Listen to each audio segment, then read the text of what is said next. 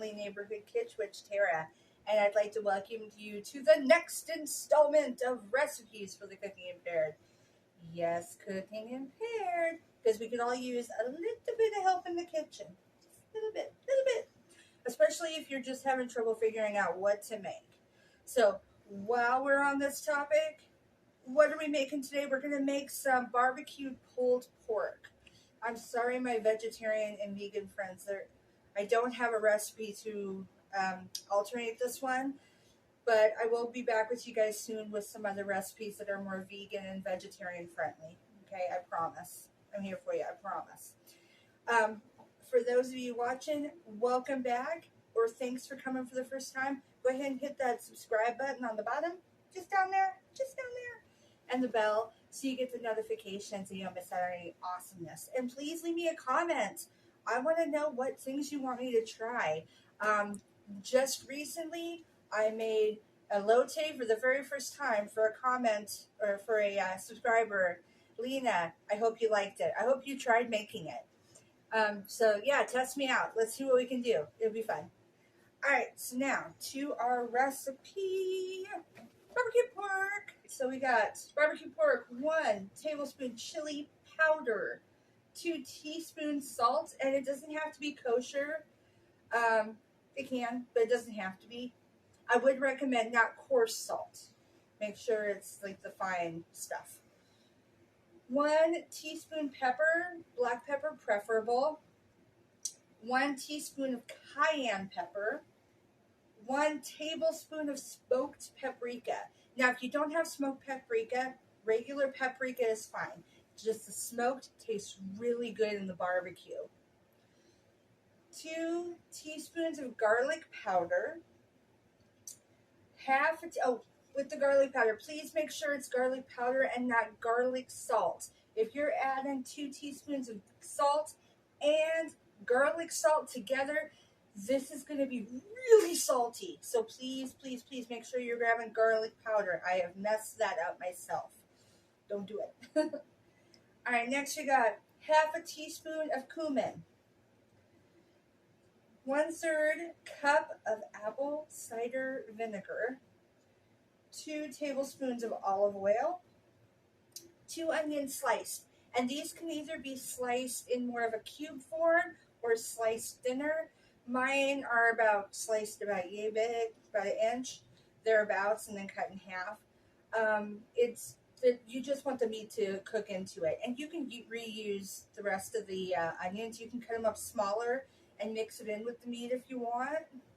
But we want that onion flavoring mixed into the meat as it's cooking. That's the main reason it's in there. 4 cups of barbecue sauce. It does not have to be any certain barbecue sauce.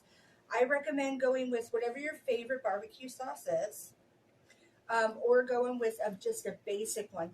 Not one that has the mesquite or the hickory or the honey in it. Just a standard regular barbecue, as long as it's a good quality. And a 1/4 cup of brown sugar or substitute. I'm doing a brown sugar substitute. And with this particular recipe, it doesn't alternate the heat and cooking time when it comes to meat.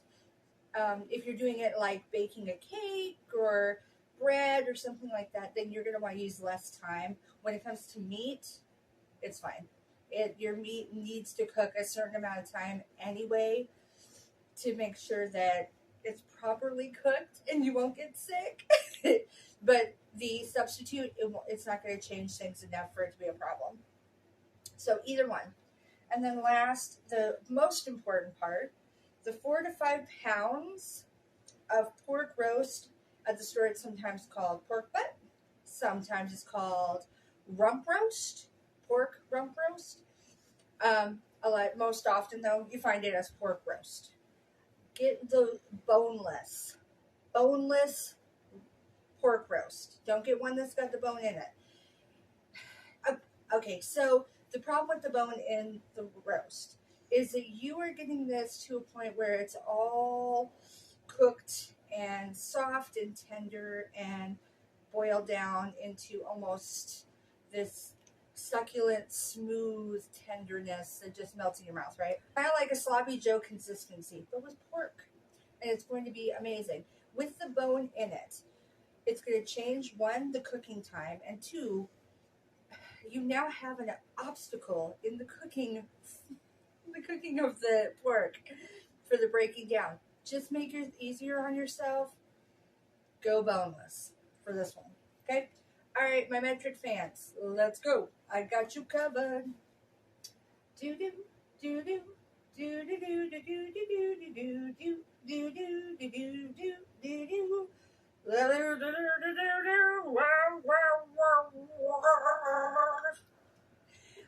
Again, not copyrighted.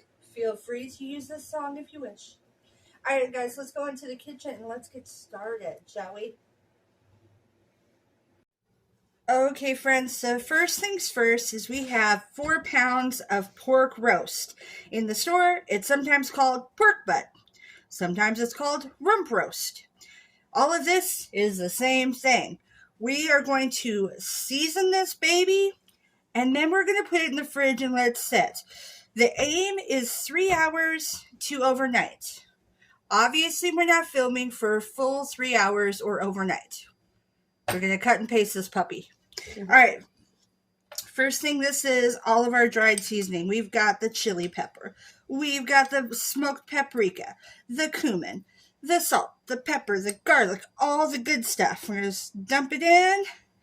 And friends, this is when we're going to have to get a little messy. We're going to be rubbing this all into our meat. And our brown sugar. Now, I'm doing a brown sugar substitute. Works just as well. If you're not doing a brown sugar, I would actually recommend doing the dark brown sugar. All right, so now we're going to play with the meat. And I know that sounds weird. I know it sounds weird, but it's okay because you want this seasoning to get deep into that meat, which is also why it's recommended to let it sit for 3 hours to overnight before you cook it. And remember, guys, this is a slow cooking recipe. If you got an Instant Pot or New Wave or any of those pressure cooker brands, then this is going to go infinitely faster. If you're doing it in the oven, totally fine, but it's going to take like 7 hours. Plus 30 minutes after you pull everything apart. All right, so I've got this all squished up. All right, so now we're going to wrap these puppies up, put them in the fridge. Remember, for 3 hours to overnight. You can decide which you prefer. Are you doing it overnight or are you doing it for 3 hours? I'm going to wrap each one equally, one each. But when we cook it, we're going to cook both of them. So, all good, all good. All right, guys, so I'm going to finish wrapping this, throw it in the fridge, and I'll get back to you for the next steps. Okay, guys, we are ready to do our pulled pork. It has been in the fridge and has been marinating. First, in your pot, you're going to put all of the onions. Now, if you're doing this in the oven, you're still going to do the onions, but you're going to use a very large roasting pot. We're doing the pressure cooker. I'm just going to go ahead and unwrap these and put it in. Keep all that juice with it.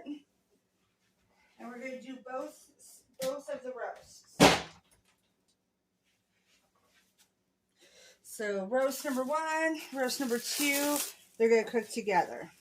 This is partly why you don't want to go over 5 pounds, because you want to make sure it'll fit.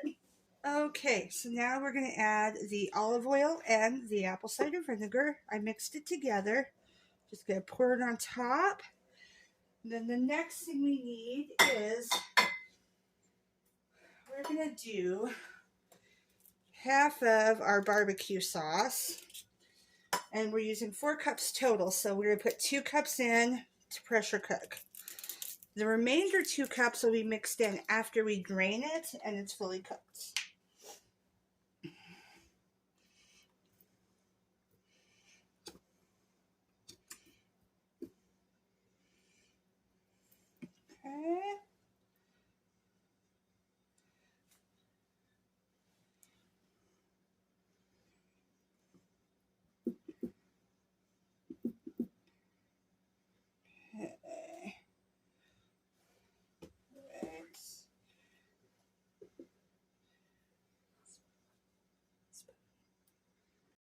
Okay, we're just going to empty out the cup here.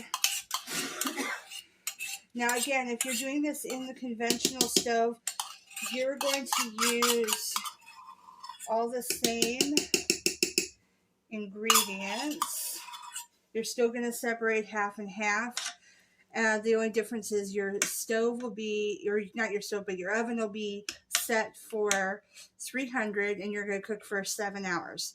We do not need to cook so long in the pressure cooker. There we go, that looks good. So everybody's, your pressure cooker is going to look different from one person to another. First, lock it in place. Actually, let's go meat. And we want the temperature on high, because this is a meat. We're making it so meat or meat stew for this one. And then you're going to go ahead and hit start. So this one's going to work for 10 minutes. It's now locked and secure. And we will check back on this. Not 10 minutes, sorry, 50 minutes. So a little under an hour. We're going to check back at that hour mark. We will release the pressure and it should be nice and flaky. If it's not quite ready yet, we'll add an additional 20 minutes. Again, if you're slow cooking in the oven, 300 Fahrenheit, it's going to be in a roasting pan covered in foil and cook for 7 hours. Okay.